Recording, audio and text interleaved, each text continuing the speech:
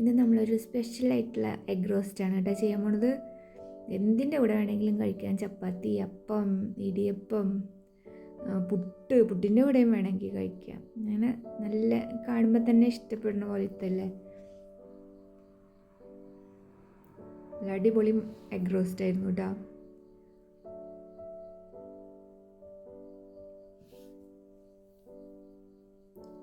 അപ്പോൾ ഇതിനായിട്ട് നമ്മളെടുത്തത് സവാള, തക്കാളി, പച്ചമുളക്, ഇഞ്ചി, വെളുത്തുള്ളി, പിന്നെ കാഷ്യൂനട്ട് കുറച്ചെടുത്തിട്ട് വെള്ളത്തിൽ കുതിരാൻ വയ്ക്കാം. ചൂടുവെള്ളത്തിലിട്ട് വെച്ചാൽ മതി കേട്ടോ. അങ്ങനെ പാത്രം വെച്ച് അത് ചൂടാകുമ്പോൾ അതിലേക്ക് എണ്ണ ഒഴിച്ച് കൊടുക്കുക. എണ്ണ ചൂടായി കഴിയുമ്പോൾ നമ്മൾ അരിഞ്ഞ് വെച്ച് സവാള ഇട്ട് കൊടുക്കുക. അപ്പോൾ സവാള ഇത് 5 സവാളയാണ് എടുത്തത് കേട്ടോ. 5 മുട്ടയാണ് എടുത്തിരിക്കുന്നത്. അപ്പോൾ 5 സവാള എടുത്തിട്ടുണ്ട്. ഗ്രേവിക്ക് കുറച്ച് കട്ടി വേണമെങ്കിൽ സവാള വേണം. പിന്നെ അതിലേക്ക് നമ്മൾ 4 പച്ചമുളകാണ് ഇട്ട് കൊടുത്തത്. പച്ചമുളകൊക്കെ എരിവനുസരിച്ചിട്ട് എടുക്കുക. അതിലേക്ക് 1/2 ടീസ്പൂൺ ഉപ്പിട്ടിട്ട് ഒന്ന് മിക്സ് ചെയ്തിട്ട് അടച്ചു വയ്ക്കുക. ഒരു 30 സെക്കൻഡ്, ഒരു 1/2 മിനിറ്റോളം കഴിയുമ്പോൾ ഒന്ന് തുറന്നിട്ടുണ്ടെങ്കിൽ ഇതുപോലെ ഒന്ന് കളർ മാറും സവാളയുടെ. പിന്നെ അതിലേക്ക് നമ്മൾ ചതച്ച് വെച്ച ഇഞ്ചി, വെളുത്തുള്ളി ഇട്ട് കൊടുക്കുക. ചെറിയ കഷ്ണം ഇഞ്ചി മതി കേട്ടോ. ഇനി മുഴുവനായിട്ട് അടയ്ക്കേണ്ട, പകുതി ഇങ്ങനെ തുറന്ന് വെച്ചാൽ മതി. അങ്ങനെ അവിടെ കിടന്ന് അത് കുറച്ച് നേരം ഒന്ന് വഴലട്ടെ. തീ കുറച്ച് വെച്ചാൽ മതി കേട്ടോ, സിമ്മിനേക്കാളും കുറച്ചുകൊണ്ട് കൂട്ടിയിട്ട്. പിന്നെ ഇതിലേക്ക് മസാല ഉണ്ടാക്കാനായിട്ട് 1 ടീസ്പൂൺ കുരുമുളകും 1/2 ടീസ്പൂൺ പെരുംജീരകവും പിന്നെ 2 ടീസ്പൂൺ കശ്മീരി മുളക് പൊടി, 1 ടീസ്പൂൺ മല്ലിപ്പൊടി, 1/4 ടീസ്പൂൺ മഞ്ഞൾപ്പൊടി ഇത് ഇട്ടിട്ട് ഒന്ന് കറക്കിയെടുത്തു. അപ്പോൾ പട്ട, ഗ്രാമ്പു, ഏലയ്ക്ക ആവശ്യമുള്ളവർ, അതിൻ്റെ മണം ഇഷ്ടമുള്ളവർ ഇതിലിട്ട് പൊടിക്കുക. അങ്ങനെ അത് നമ്മൾ ഇതിലിട്ട് കൊടുത്തിട്ട് തീ ചെറുതാക്കി വെച്ചാൽ മതി, അല്ലെങ്കിൽ വേഗം അടിയിൽ പിടിക്കും. അത് ഈ സവാളയുടെ കൂടെ തന്നെ നന്നായിട്ട് ഒന്ന് വഴറ്റിയെടുക്കുക. ഈ മസാലയുടെ മണം മാറുന്നത് വരെ നന്നായിട്ട് മൂത്ത് വരണം, മുളകിൻ്റെയൊക്കെ കേട്ടോ മണം. പച്ചമണം മാറി നന്നായിട്ട് മൂത്ത മണം വരുമ്പോൾ നമ്മളിതിന് ഇത് വേറെ സാധനങ്ങൾ ചേർക്കാൻ പാടുള്ളൂ. തീ ചെറുതാക്കി ഇട്ടാൽ മതി കേട്ടോ, അല്ലെങ്കിൽ അടിയിൽ പിടിക്കും. അപ്പോൾ നന്നായിട്ട് മസാല മൂത്തപ്പോൾ നമ്മളതിലേക്ക് തക്കാളി ചേർത്ത് കൊടുത്തു. തക്കാളി കനം കുറച്ച് അരിഞ്ഞിട്ട് ചേർത്താൽ മതി കേട്ടോ. ഇനിയാണ് നമ്മൾ ബാക്കിയുള്ള ഉപ്പ് ചേർക്കുന്നത്. നേരത്തെ 1/2 ടീസ്പൂൺ ചേർത്തു, ഇപ്പോൾ 1/2 ടീസ്പൂണും കൂടെ ചേർത്തു കേട്ടോ. കുറച്ച് കറിവേപ്പില ഇട്ടു, മല്ലിയിലൊക്കെ ഉണ്ടെങ്കിൽ ഇട്ട് കൊടുക്കുക കേട്ടോ. ഇനി നമ്മളെല്ലാതും കൂടെ മിക്സ് ചെയ്ത് ഒന്ന് അടച്ചു വയ്ക്കുക. തീ സിമ്മിലിട്ടാൽ മതി കേട്ടോ. ഇത് തീ ഇത്തിരി കൂടിയപ്പോൾ ഒന്ന് അടിയിൽ പിടിച്ചു, അപ്പോൾ നിങ്ങൾ സൂക്ഷിക്കണം, തീ കൂടണ്ട. പിന്നെ നമ്മളിതിൽ 2 ടേബിൾ സ്പൂൺ ടൊമാറ്റോ സോസാണ് ഒഴിക്കുന്നത് കേട്ടോ.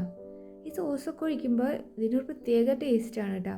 നമ്മുടെ ഗ്രേവി നല്ല ഇങ്ങനെ കുഴഞ്ഞ് ഇങ്ങനെ സോഫ്റ്റായിട്ട് സ്മൂത്തായിട്ട് ഇങ്ങനെ വരും. അപ്പോൾ നമ്മൾ സവാള ഇട്ടതൊന്നും അറിയില്ല, സവാള അലിഞ്ഞു പോയി. അങ്ങനെ ടൊമാറ്റോ പേസ്റ്റാണ് കേട്ടോ, ടൊമാറ്റോ സോസ് ഒഴിച്ച് കഴിഞ്ഞ് നന്നായിട്ട് ഇളക്കി കഴിഞ്ഞിട്ട് നമ്മൾ കുറച്ച് ചൂടുവെള്ളം ഒഴിക്കുക. 1/2 കപ്പോളം വെള്ളം ഒഴിച്ചാൽ മതി കേട്ടോ. ഇനി ഈ വെള്ളം ഒന്ന് വറ്റി വരുമ്പോൾ ഗ്രേവി ഒന്നും കൂടെ നല്ല സ്വാദാവും. ഒന്ന് അടച്ചു വയ്ക്കുക. തീ ചെറുതായിട്ട് ഇട്ടാൽ മതി. ഇപ്പോൾ ആ വെള്ളമൊക്കെ വറ്റി ഗ്രേവി നന്നായിട്ട് കുറുകി.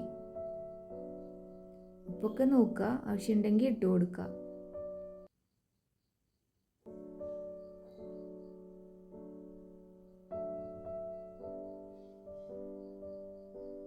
ഇനിയാണ് നമ്മുടെ മെയിനായിട്ടുള്ള സാധനം ചേർക്കുന്നത്. നമ്മുടെ കാഷ്യൂനട്ട് അവിടെ കുതിർത്ത് വെച്ചിട്ടുണ്ടായിരുന്നില്ലേ, അത് ഇതുപോലെ കുറച്ച് വെള്ളം ഒഴിച്ചിട്ട് ഒന്ന് പേസ്റ്റാക്കി ഇട്ട് കൊടുക്കുക. ഇനി നമ്മുടെ കറി വേറെ ലെവലാണ്, ഇതിൻ്റെ ടേസ്റ്റ്. തീ ചെറുതാക്കി തന്നെ വെച്ചാൽ മതി കേട്ടോ, ഇനി തീ കൂട്ടി വയ്ക്കണ്ട.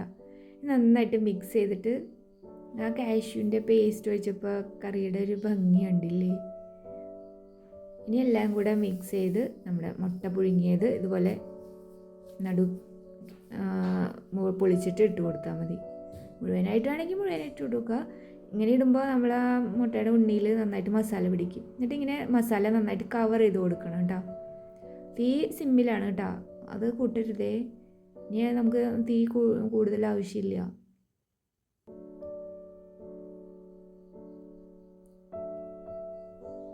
ഇനി എല്ലാം കൂടെ കവർ ചെയ്തിട്ട് നമ്മളൊന്ന് അടച്ചു വയ്ക്കുക. ഒരു 3-4 സെക്കൻഡ് വെച്ചാൽ മതി കേട്ടോ, അധികം വെക്കണ്ട. അപ്പോഴേക്കും ഇതിൻ്റെ എണ്ണ ഇങ്ങനെ തെളിയും, ചുറ്റിലും എണ്ണ തെളിയാൻ തുടങ്ങും. ഇതിപ്പോൾ തിരക്ക് പിടിച്ച കാരണം കുറച്ച് വേഗം എടുത്തു കേട്ടോ. ഇത് രാവിലെ ഉണ്ടാക്കുന്ന കറിയാണ്. അപ്പോൾ ഇതേ നമ്മുടെ മുട്ട റോസ്റ്റ് റെഡിയായി. വേണമെങ്കിൽ കുറച്ച് നേരം കൂടെ വെച്ചാൽ കുറച്ചും കൂടെ ഇങ്ങനെ എണ്ണ തെളിഞ്ഞ് വരും കേട്ടോ. അപ്പോൾ സമയമുള്ളവർ അങ്ങനെ ചെയ്യുക. അപ്പോൾ അടിപൊളി മുട്ട റോസ്റ്റ് റെഡിയായി. ഇതുപോലെ മുട്ട റോസ്റ്റ് ഉണ്ടാക്കി നോക്കാത്തവരൊന്നും ഉണ്ടാക്കി നോക്കിക്കോട്ടാ, നല്ല സ്വാദുണ്ട്.